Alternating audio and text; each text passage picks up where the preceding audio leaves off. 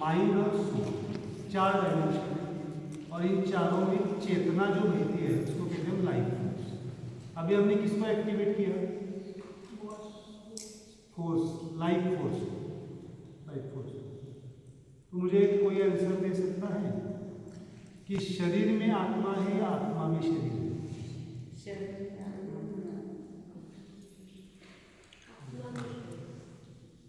शरीर में आत्मा है या आत्मा में शरीर है?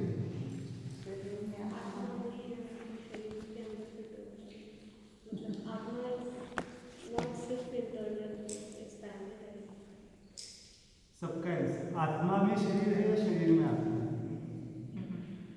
हमें पता क्या है? शरीर में आत्मा, वो आधा सच है। वो जो हम बोलते हैं ना मेरी आत्मा, वो पार्टिकल्स क्या है? सिंपल समझिए, इस कंसेप्ट को समझना पड़ेगा, तब जाके बहुत सारी हीलिंग आपकी हो पाएगी। इस कंसेप्ट को थोड़ा सा इस तरह से समझेंगे हम। ये बहुत इंपॉर्टेंट कंसेप्ट है, बहुत सारे सफरिंग से आप दूर हो सकते हैं। इस दुनिया में अनंत पार्टिकल्स है। क्या है? अनंत, जो सब जगह पे फैला हुआ है वो है लाइफ फोर्स, चैतन्यता। क्या कहते हैं उसको? चैतन्य। और उसका गुण क्या है? इसको सुनिए, चैतन्यता का गुण क्या है? सेल्फ मूवमेंट, स्वयं चलित है। कैसा है?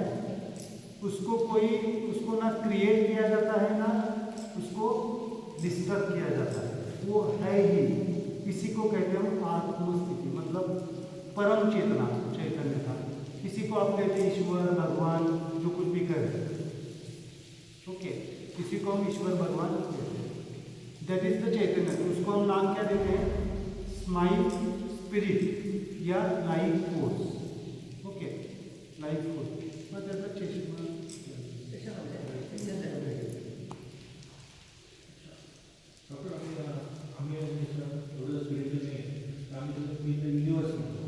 हाँ, दैट इज यूनिवर्स। जे काय आहे ना, जे काय जो कुछ भी हो रहा है, युनिवर्स म्हणजे काय? दिस थिंग, प्रकृती म्हणू शकता तुम्ही, युनिवर्स। ओके, अनंत पार्ट, इन्फिनिटी है ना, इन्फिनिटी, इन्फिनिटी, अनंत पार्टिकल्स। ओके, और इसमें soul particles, soul dimension. Soul dimension के अंदर होता है माइंड डायमेंशन, माइंड डायमेंशन के अंदर होता है एनर्जी डायमेंशन, और एनर्जी डायमेंशन के अंदर होता है physical dimension. But physical dimension के अंदर भी क्या होता है? मतलब सिंपल इसको अगर मैं एक्सप्लेन करना चाहूँगा तो ऐसा है कि हम सेंटर में है और हमारे बाहर भी क्या है? ये तीनों चीजें हैं और अंदर भी तीनों चीजें। मतलब body is just one vacuum. सुना है शब्द आपने? वैक्यूम सुना है? वैक्यूम मतलब क्या? पूरा नथिंगनेस जो बोलते हैं, या फिर पूरा मतलब सब चीज आप निकाल के रखते हैं। There is a two terminology, mass and no mass. Quantum physics या मेटाफिजिक्स हम कहते हैं। मतलब 99% क्या है?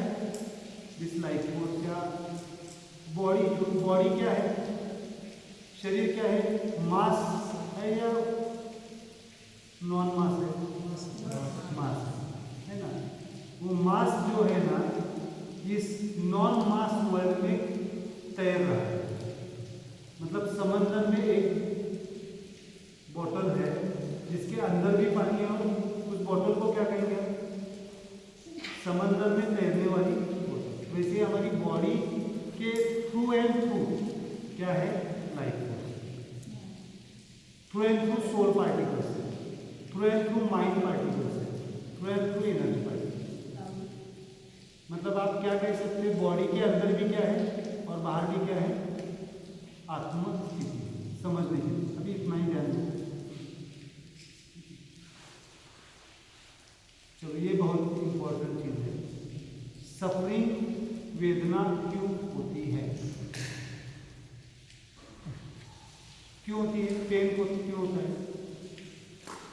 दुख क्यों होता है? वहां पे लिख के रखो, डिसहार्मोनी ऑफ द कॉन्शियसनेस। चेतना मतलब लाइफ फोर्स की डिसहार्मोनी। डिसहार्मोनी मतलब उसका क्या हो जाना? इम्बैलेंस हो जाना। अब ये कहाँ पे सफरिंग हो सकती है? पहले इंपॉर्टेंट है, कहाँ पे हो सकती है?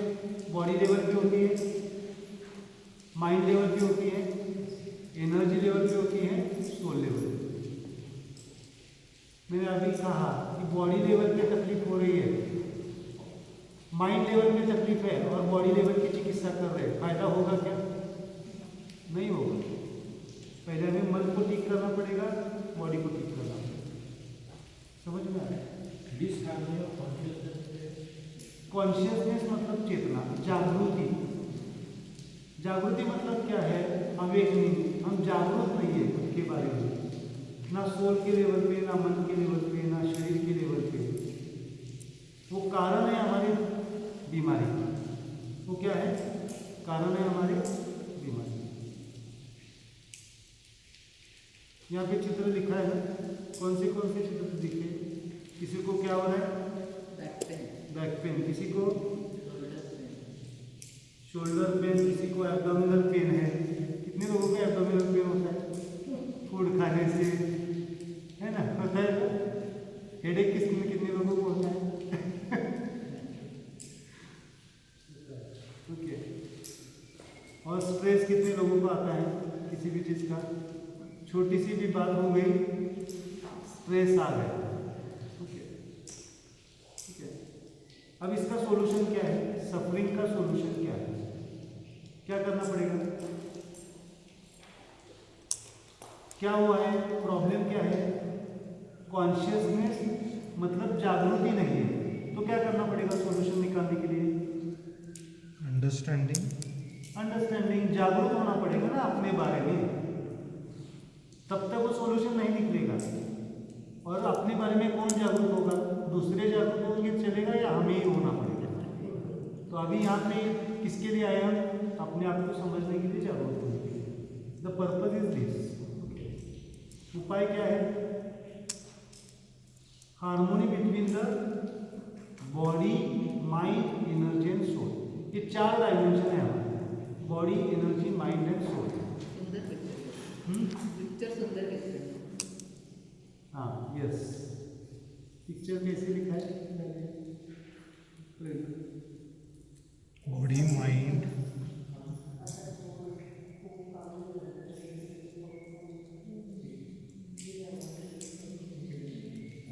ओके। पिक्चर कैसे? 4 चीजें हैं। क्या क्या देखो, वहाँ पे बॉडी का चित्र है, ब्रेन का चित्र है, एनर्जी का चित्र है, यीन यांग, और दूसरा कमल लिखा है ना। कमल किसी पार्टी का कमल। ये किसका कमल है? आपके सोल का कमल है। ओके, ठीक है।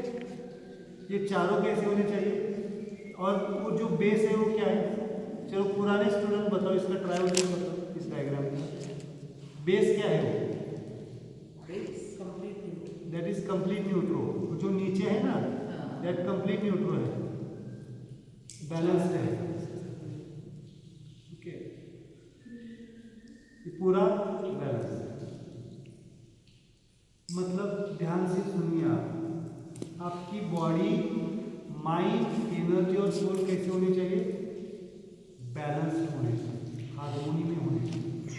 अगर वो हार्मोनी में नहीं होंगे तो क्या हो जाएगा? तो फिर डिसीज आ जाएगा। इसमें से एक भी अगर डिस्टर्ब हो गया, एक भी डिस्टर्ब हो गया तो क्या हो जाएगा? पूरी लाइफ क्या हो जाएगी? अनस्टेबल। तो इस चारों को कैसे बैलेंस करना है, इसके बारे में हम सोचना है। प्रॉब्लम क्या है? जागृति नहीं है, अवेकनिंग नहीं है, अंडरस्टँडिंग नाही आहे। और पेन कधीतरीच होतं ना, म्हणजे कायम डिस्टर्ब असतो असं नाही, म्हणजे कधी पेन नसतं तेव्हा नॉर्मल कहना ही अपने आप में एबनॉर्मल। एक भ्रम है। आप अगर देखो आप थोड़ा सा नॉर्मल होने की कोशिश करो, तुरंत कुछ ना कुछ तो आ जाता है, आता है। देखो दो चीजें हैं, सफरिंग और प्रॉब्लम में डिफरन्स है। नाही नाही, आता तुमचं लेक्चर ऐकताना काही नाही आहे माझ्या मनात, पूर्ण मी कॉन्शियस आहे म्हणजे बरोबर, बट वो कॉन्शियसनेस ऑलवेज आपके साथ होना चाहिए, देन आप हम नॉर्मल। नाही होत आहे असं. नाही पण आता हे क्षण तर मी म्हणू शकते ना मी यस नॉर्मल आहे. Yes, that is the solution. आप सॉल्यूशन में है, जागरूक रहेंगे तो सॉल्यूशन में।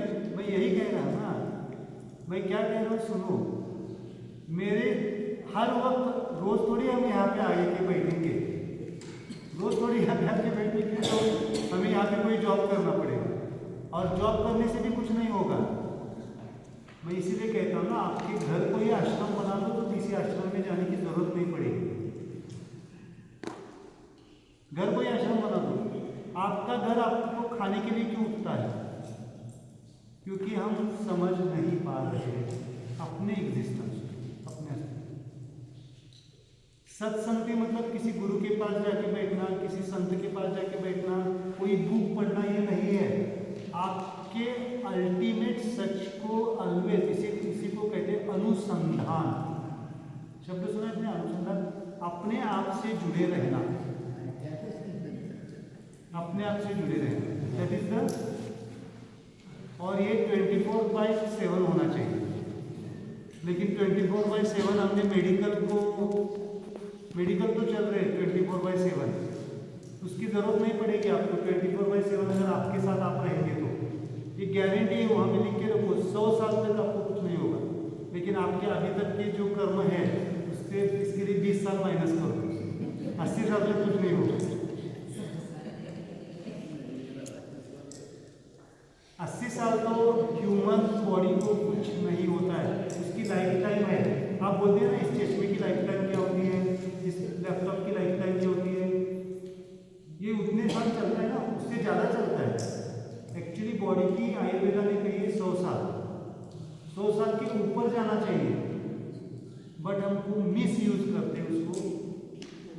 इसलिए मैंने कहा इंस्ट्रूमेंट की तरह यूज करेंगे तो सही इस्तेमाल करेंगे, और इंस्ट्रूमेंट की तरह नहीं यूज करेंगे तो क्या हो जाएगा, सफल। इंस्ट्रूमेंट किसका है? चेतना का है। चेतना मतलब हमारा एग्जिस्टेंस, ट्रू एग्जिस्टेंस। अभी जो आपको शांति महसूस हो रही है ना, शांति यहाँ पे आने के बाद, इस यहाँ पे शांति है इसलिए आपको महसूस नहीं हो रही है, आपके पास वो शांति मौजूद है इसलिए महसूस हो रही है। या यहाँ पे तो है ही, वो सब जगह पे मौजूद है, आपके साथ होती ही है।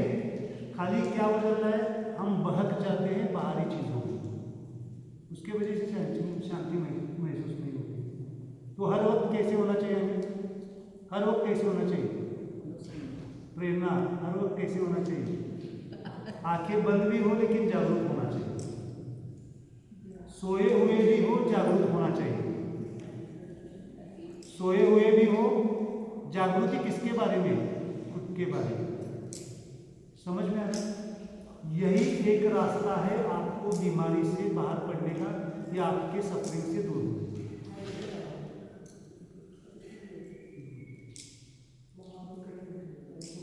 ओके, अभी ये आपका इसके तरफ ध्यान दो। अभी ये क्या है, उपाय क्या है? आप बोलेंगे सर ठीक है आपका सब लेक्चर अच्छा है, बट मुझे उपाय बताओ। उपाय क्या है? क्या है उपाय? ये गलत है। क्या है उपाय? आपके पास कोई उपाय है? आपके पास कोई उपाय है? हर वक्त जागरूक रहने का।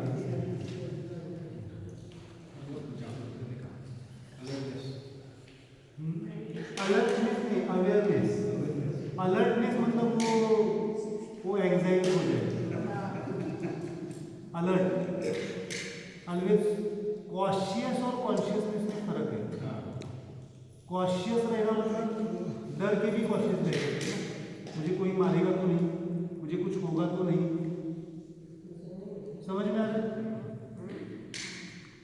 कॉशियसनेस हो गया। जागृति का मतलब है कॉन्शियसनेस। अवेकनिंग, डर के नहीं होता है, जागरूक होते हैं हम। अगर कोई चीज हमें गलत भी लग रही है तो हम क्या करते हैं, उसको प्रिवेंट करते हैं।